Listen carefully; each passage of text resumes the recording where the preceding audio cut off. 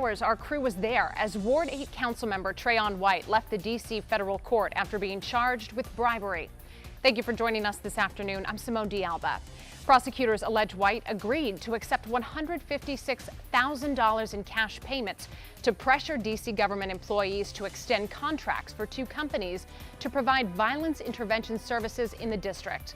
This afternoon, we have team coverage on this high-profile case. Our Lionel Donovan is in Ward 8 with new reaction from the community on this charge. But first, let's begin with our Rafael Sanchez-Cruz. He was inside the courtroom when that charge was read.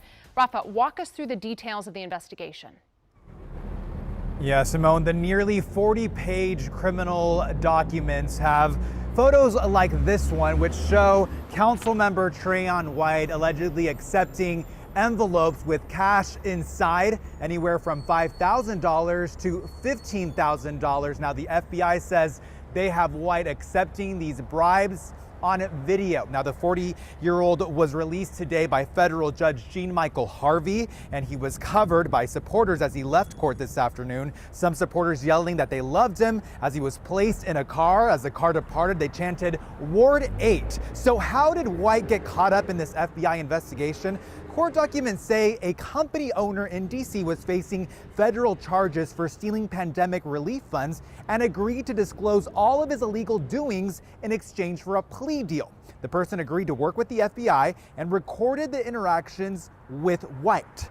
The Ward 8 council member allegedly accepted 4 cash payments of $35,000 each between June and August. In exchange, White would use his position as a council member to pressure government employees at the Office of Neighborhood Safety and Engagement and the Department of Youth and Rehabilitation Services to extend several D.C. contracts. Those contracts were valued at $5.2 million and were intended to provide violence intervention services here in the district. Now, White chairs the Committee on Recreation, Libraries, and Youth Affairs, which oversees several agencies, including DYRS. In the recorded interactions, he mentions several times how he's trusted when he comes to these kinds of issues. Now, these court documents also indicate that it was White himself who suggested to the company owner that they needed to expand and try to get contracts in other areas like housing and mental health. He called housing a, quote, cash cow. Now, the person working with the FBI says that he also gave White other types of gifts, like he was able to take him to gifts like trips to the Dominican Republic as well as Las Vegas. White could face a maximum of 15 years in prison. He also might have to pay 3 times the amount that they say he took. He's due back here in federal court on September 19th. Simone? I mean, his arrest, the charges, shocking. Of course, he is poised to win a 3rd term in November, and that election is just about 60 days away. Rafa, thanks for your reporting tonight. We appreciate it. Well, moments after the case against Councilmember White was unsealed, Mayor Muriel Bowser spoke to reporters at an unrelated event. Here's what she had to say. Well, I mean, I could state the obvious, but so maybe I will. It's very troubling. It's very disappointed.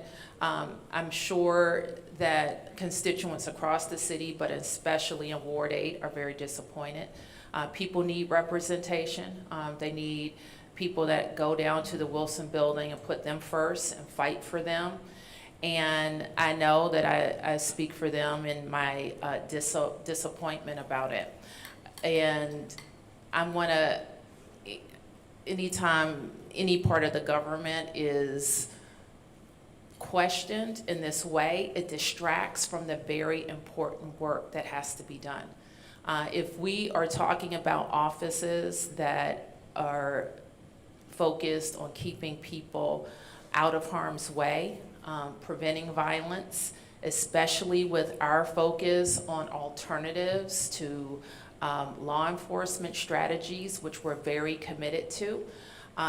This also puts those very effective strategies at risk. So individual decisions, and people will make some good ones, some terrible ones, but they have to be held accountable. In the last 90 minutes, D.C. Council Chairman Phil Mendelson called the charges, quote, deeply disturbing. He says he's working on a committee to assess the situation, investigate, and make any recommendations to the full council. White's arrest is the topic of discussion in many communities in our region, and that includes the ward that he represents. Our Lionel Donovan continues our live team coverage. He is in Ward 8 with brand new reaction. Lionel, give us a feel here. What's the community White represents saying this afternoon now that we know some more details on the arrest?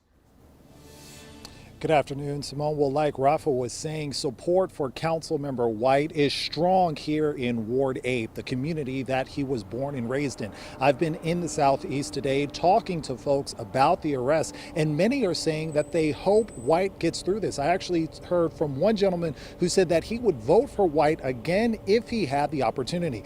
So for now, let's hear from Ward 8 residents themselves about the situation.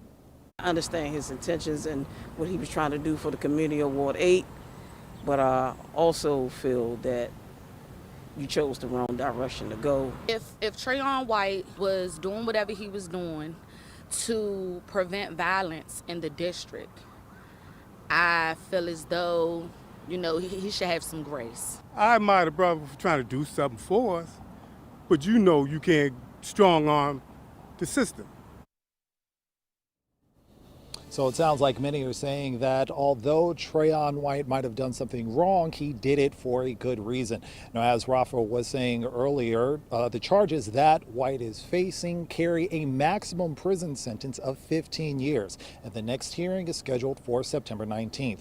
And coming up at 5, I'll have more from the community about White's arrest.